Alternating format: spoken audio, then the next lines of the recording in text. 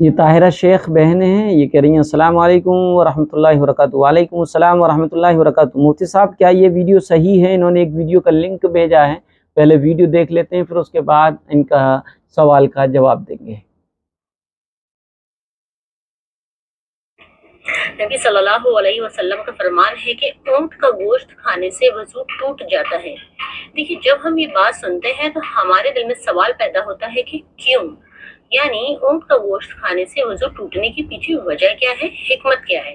دیکھیے، پہلے تو ہمارا یہ ایمان ہونا چاہیے کہ جب نبی صلی اللہ علیہ وسلم نے کسی چیز کے بارے میں منع فرما دیا تو ہمیں بغیر کسی شک و شبہ کے، بغیر کسی حکمت کے جانب نبی صلی اللہ علیہ وسلم کے فرمان پر مکمل عمل کرنا چاہیے، بجائے اس کی کہ مختلف سوال اٹھائے جائے۔ پھر بھی اصل حکمت کی طرف آئیں تو اہل علم کے مطابق مختلف حکمتیں بیان کی گئی ہیں، جیسا کہ حدیث میں آتا ہے کہ نبی صلی اللہ علیہ وسلم نے فرمایا کہ اونٹوں کے باڑے میں نماز نہ پڑھا کرو کیونکہ یہ شیاطین میں سے ہیں۔ باڑا یعنی اونٹوں کے بیٹھنے کی جگہ، کیمل پینس، ٹھیک ہے؟ تو اس جگہ پہ نماز پڑھنے سے نبی صلی اللہ علیہ وسلم نے منع فرمایا ہے۔ دیکھیے، علماء کے مطابق اس کی سوچ میں ایک شیطانی عمل ہوتا ہے جس کی وجہ سے وہ انسانوں کو نقصان پہنچا سکتا ہے، اسی لیے نبی صلی اللہ علیہ وسلم نے خاص اونٹ کا نام لے کر فرمایا کہ اونٹوں کے باڑے میں نماز نہ پڑھا کرو، وہ شیطان میں سے ہے۔ دیکھیے، علماء کے مطابق اونٹ کی فطرت شیطانی ہے، اس لیے جو کوئی اس کا گوشت کھائے گا اس کے نتیجے میں کچھ شیطانی توانائی پیدا ہوگی۔ اونٹ کے گوشت کھانے سے انسانی طبیعت میں بگاڑ اور گرمی پیدا ہوگی۔ دیکھیے، camel meat has a strong impact on the nerves and provokes them, ٹھیک ہے؟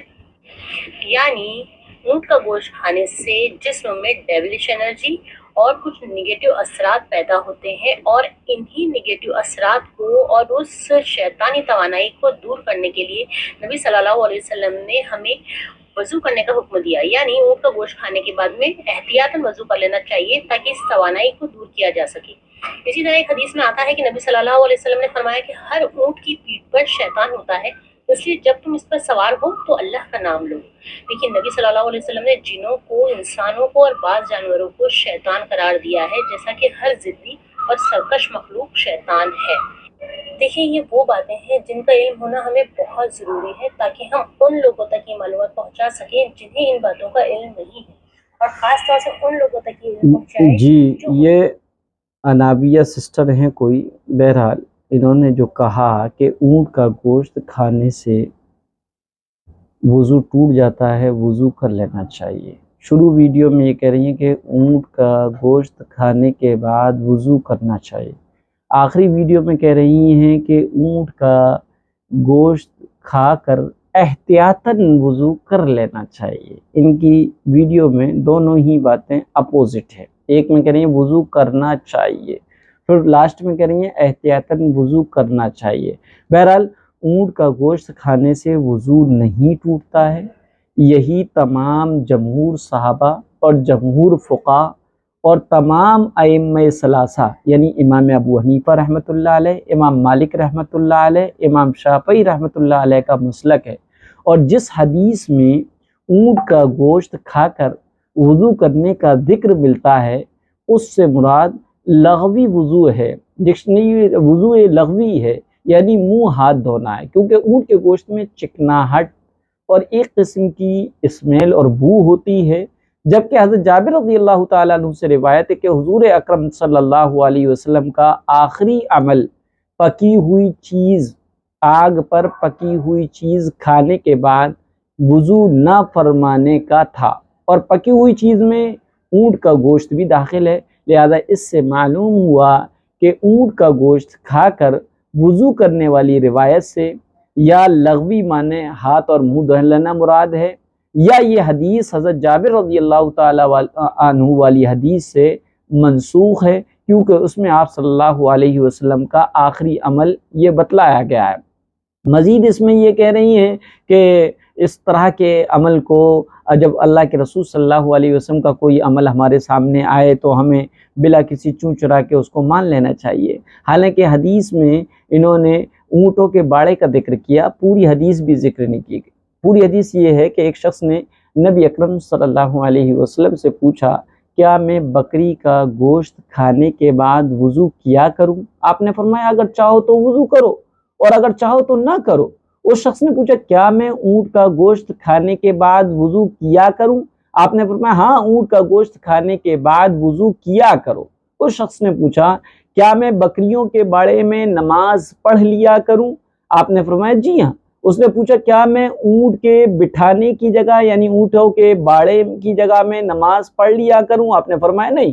لہذا یہ پوری حدیث ہے، تو یہ حدیث صحیح، حدیث کی مشہور کتاب صحیح مسلم میں بیان کی گئی ہے اور صحیح درجے کی حدیث ہے۔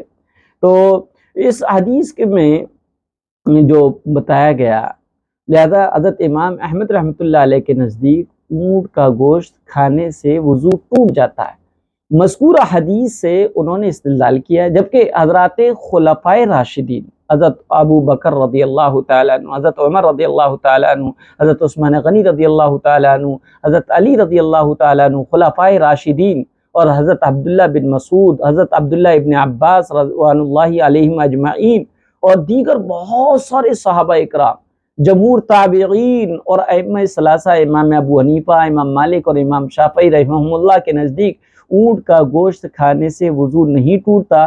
ان حضرات کی دلیل وہ تمام احادیث ہیں جن میں آیا کہ آگ پر پکی ہوئی چیز کھانے سے وضو نہیں ٹوٹتا ہے، اس آگ پر پکی ہوئی چیز میں اونٹ کا گوشت بھی شامل ہے۔ لہذا نبی اکرم صلی اللہ علیہ وسلم کا آخری عمر میں اسی پر عمل تھا کہ آگ پر پکی ہوئی چیز کھانے کے بعد وضو نہیں فرماتے تھے۔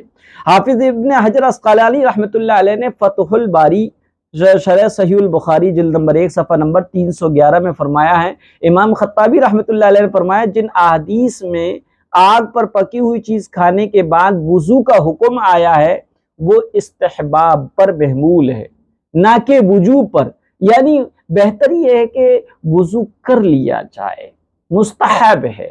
وضو کریں گے تو ثواب ملے گا، نہیں کریں گے تو کوئی گناہ نہیں ملے گا، وضو بدستور باقی رہے گا، واجب نہیں ہے۔ اور لہذا اونٹ کا گوشت کھانے کے بعد وضو کرنا مستحب تو ہو سکتا ہے لیکن واجب نہیں ہو سکتا۔